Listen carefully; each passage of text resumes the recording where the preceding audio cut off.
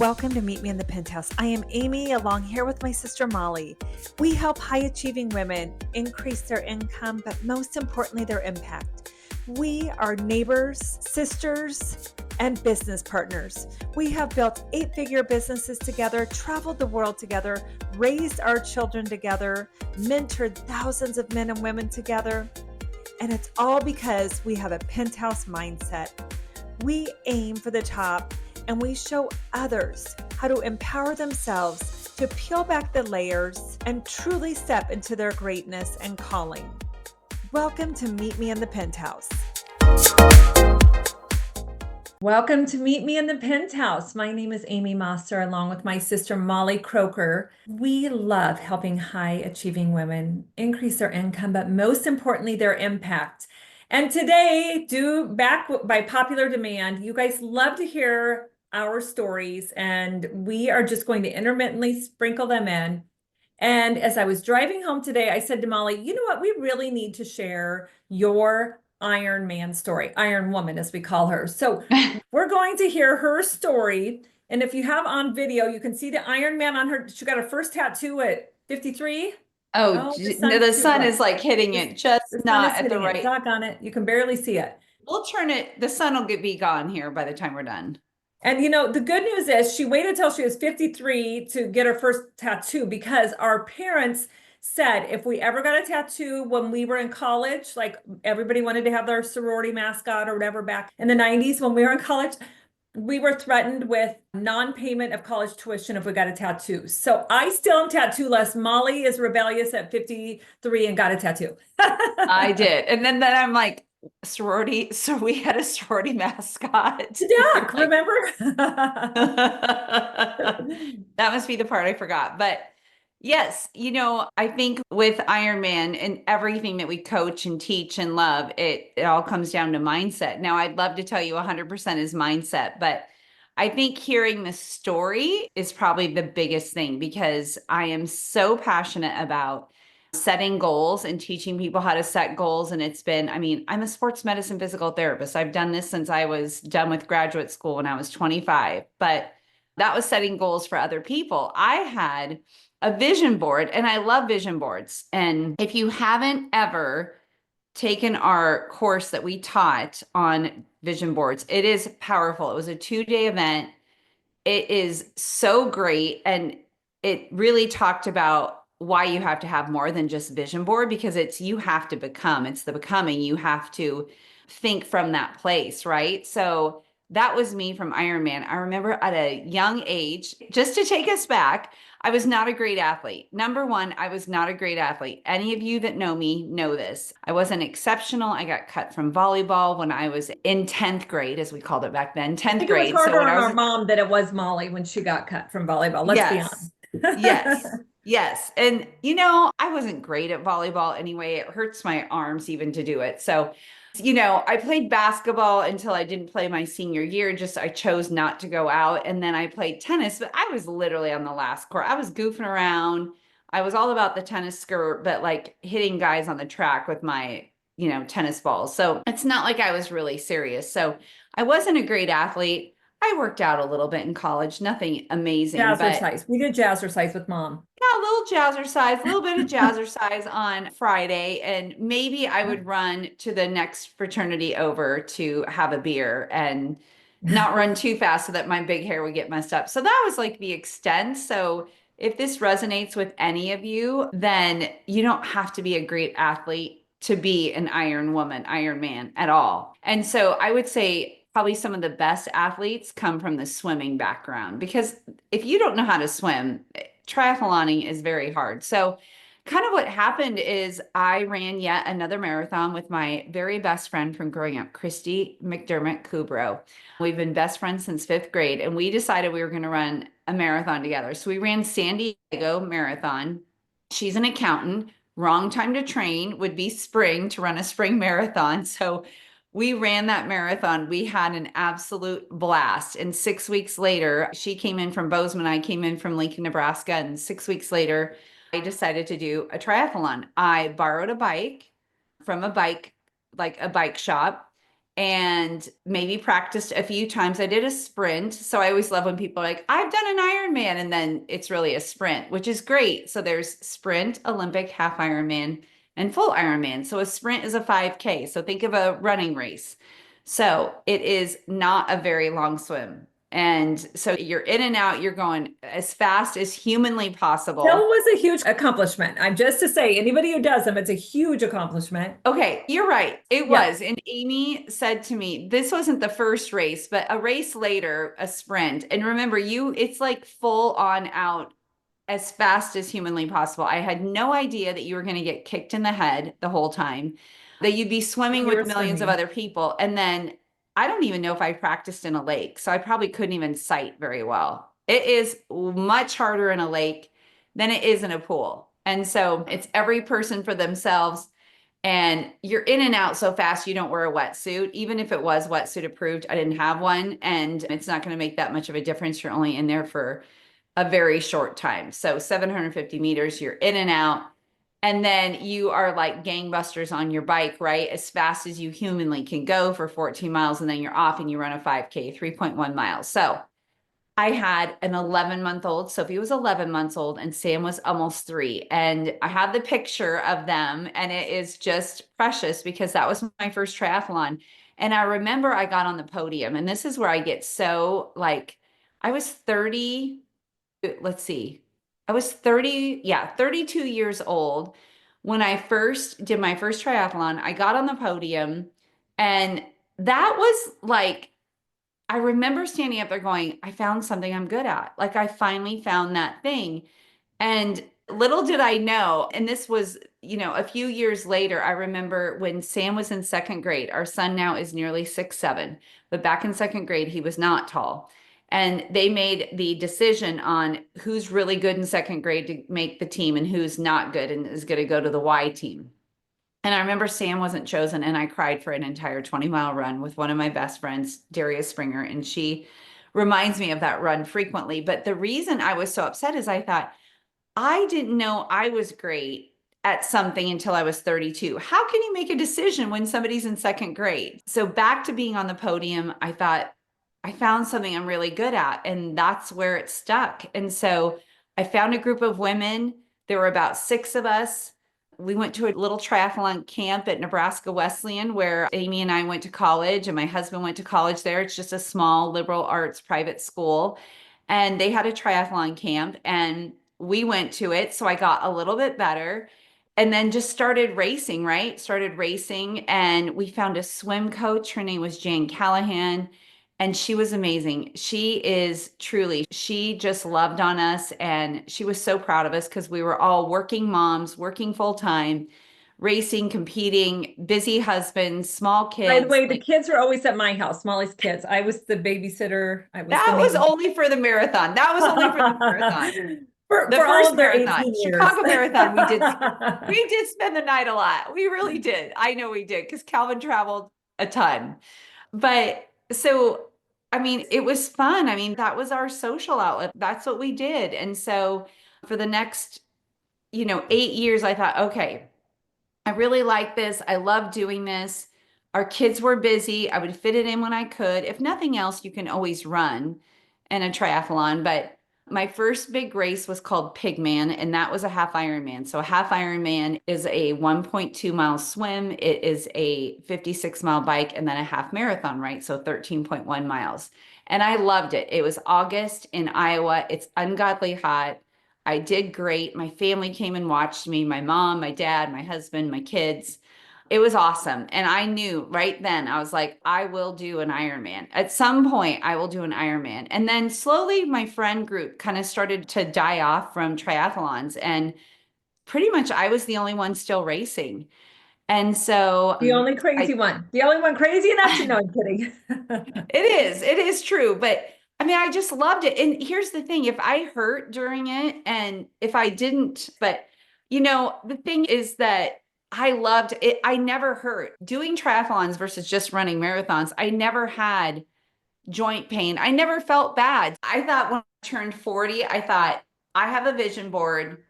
I put Ironman on there and it stayed on my vision board for 12 years, truly. I thought by the time I'm 40, I'll do that. Well, we were in a busy season of life.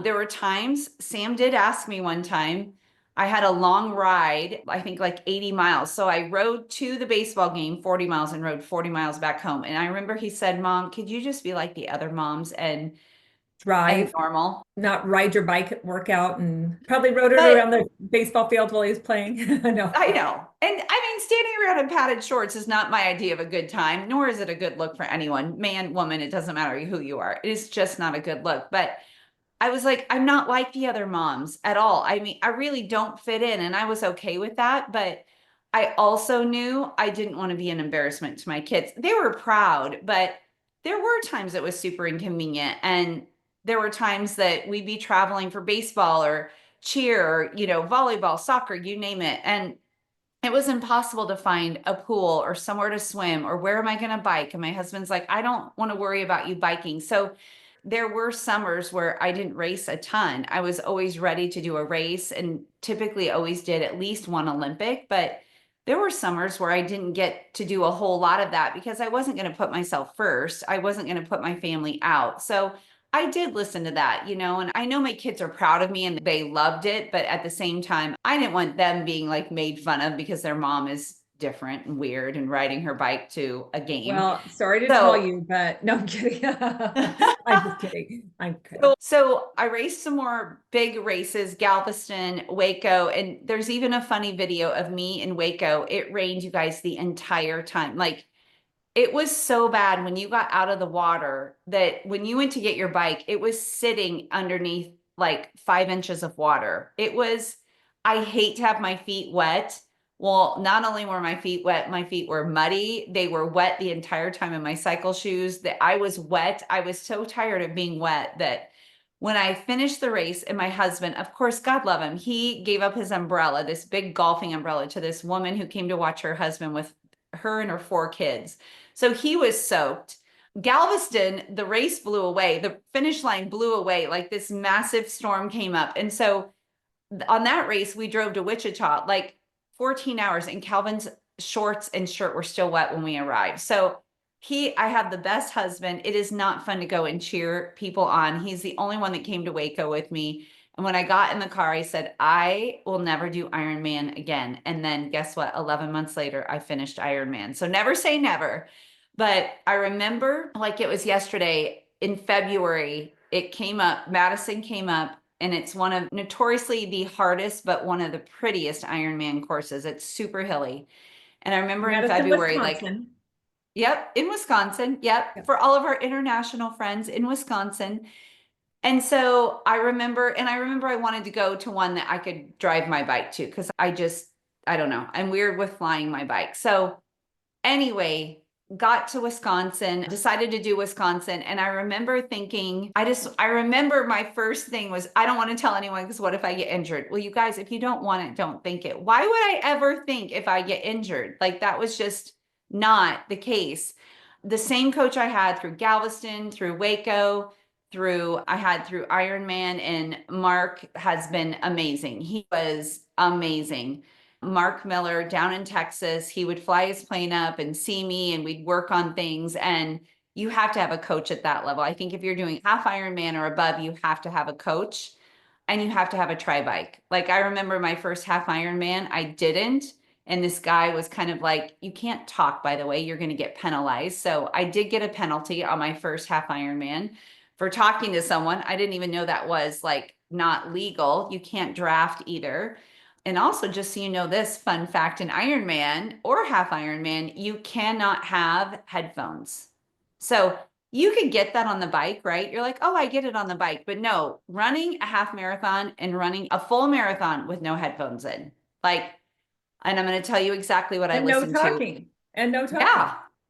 And no talking and no headphones. So I'm grateful to Mark who helped me through the entire thing.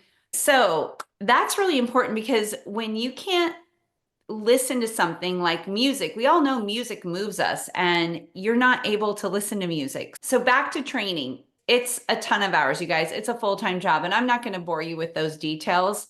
But there were times that it did test my strength when it was ungodly hot in July and it was 105 degrees when I got off my bike after 80 miles and I had to run 15 miles. I remember my heart rate shot up and I just thought, crap, I'm not going to be able to do this. And you put all those months and months of training into it and you're thinking, oh my gosh, but you have to have such a fierce mindset.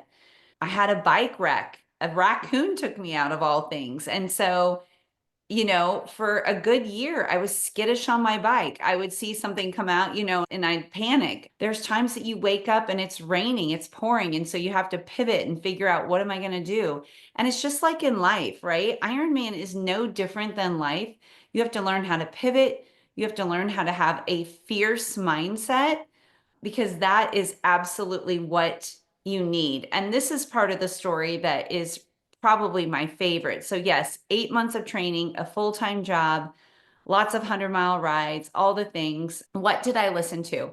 Ed Milet, I love, he has Iron Cowboy, and I listened to that episode in my head, right? I replayed it in my head over and over. He did 100 Ironmans in 100 days. Iron Cowboy, he's known as. There was also another guy, and Amy, if you think of his name, but he came down from Mount Everest, he raced across Antarctica, and his name will come, and he wrote the 12-hour walk. Like, I would listen in my head, right? I would replay that podcast over and over and over in my head. And here's the thing that we teach so much in our coaching is you have to think, and this is like Napoleon Hill, Neville Goddard, you have to think from the wish fulfilled. So you have to use all your senses, right? See, smell, taste, hear, touch. And that goes in. I always wondered, like, I'll put something on a vision board, but then it doesn't ever happen. And here's why, because you didn't become that person. You thought about it. You thought, oh, this is going to be great. And that's why Ironman truly, it sat on my vision board for 12 years because I would see the picture. And sure, when I was in my office, I'd be like, oh yeah, there it is. I really want to do Ironman. But let's be honest, just like anything, what goal have you had that you've had on a vision board or you have like written down? But when it's not convenient, you're like, I'm not that serious about it. Like, come on, I really don't want to do that. So what is that one thing, right? What is that one thing that you really want to accomplish, but you've not gone to the feeling? And this is where people would ask me about Ironman and I would get so emotional because in my head, I already saw me finishing. There was no question if I was going to finish. I knew I was going to finish. I knew exactly how the carpet would feel beneath my feet. They roll this red carpet out and there's stands. Yes, there are stands of people packed. It's packed and it's dark, right? Because I'm not finishing in 12 hours. You have to finish in 17. I finished in 14, but it's dark. I never even considered that part. So that's the only thing that didn't play into my vision. But I will say this, it was bananas how I knew, like before it even happened, I knew how that padding would feel on my feet. I knew that people would be screaming. I could hear Amy screaming literally in a demonic voice. It was the voice I've never heard from her. You did it! You did it! But like from her gut, like deep down inside. And, the best thing is my Sophie, who has run maybe 3 miles in her life, ran the last half marathon alongside me. Now, not too close because, I don't want to get DQ'd, but. And I do have to say that Sophie, your daughter, who was 20 at the time, we were moving all different places with mom and dad. Our 80-year-old parents are watching her and navigating Madison, Wisconsin. But Sophie had like sneakers on, not running shoes, sneakers. She had her like a crossbody bag, little pack around her. She was dressed to spectate and it was cooler in the morning and then it got warmer and then it got cooler again. So she was not fit to run because she hadn't trained, number one, but even with what she was wearing. And so then she comes up beside you. Yeah. And talk about mindset, you guys. She's never run more than 3 miles ever. And so she notices my energy picks up, right? It's like, we always talk about vibration and your frequency. What floor are you living on? You can feel people's vibration. She could tell when she ran alongside me, like I was okay, because she saw me walking.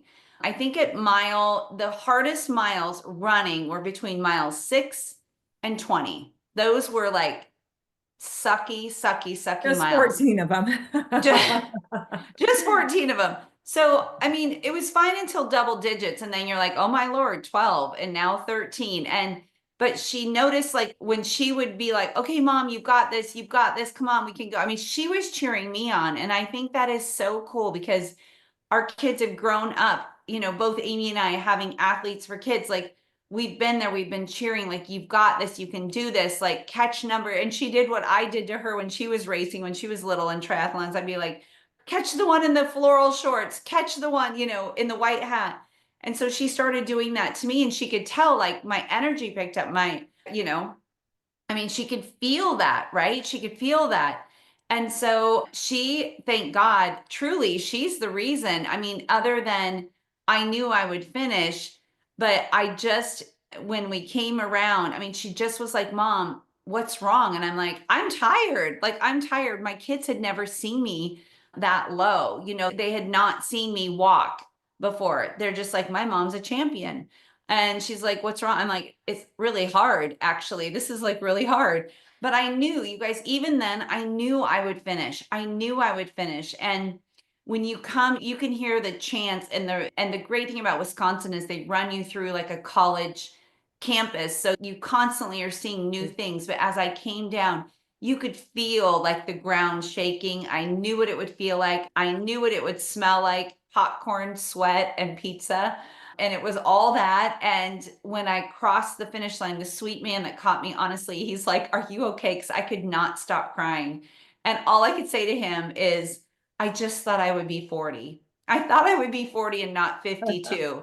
And that is probably the most powerful lesson I want you to learn is, just because you don't hit the goal doesn't mean you change the goal and you abandon the goal and you're like, well, forget it. Just change the date. Change the date. That vision on my vision board, and it's still here today, is with the Ironman. I mean, at this point, she's out of style. Like, her helmet is not even stylish anymore, but she was on my vision board for 12 years. But I never, ever, I would take other images off and I'm like, dang it, I'm going to do that. But you guys, if it makes sense, and this is what we teach in our coaching program, is you have to become her. You have to embody her. You have to act and eat and become the Ironman. And I did that. My nutrition was so dialed in. I don't think I drank for at least 6 weeks before the race. Like, everything was dialed in. Everything was dialed in.